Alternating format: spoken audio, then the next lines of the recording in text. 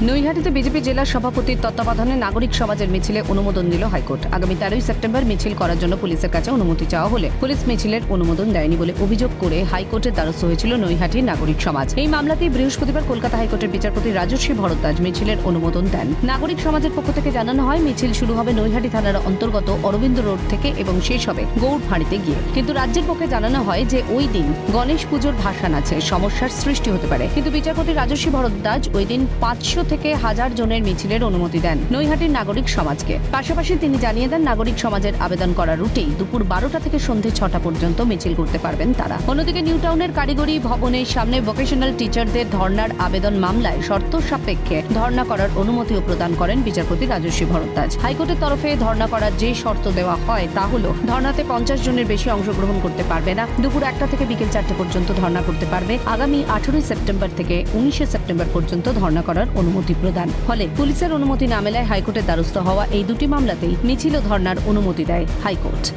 Abhirupa Hazra report, Calcutta news.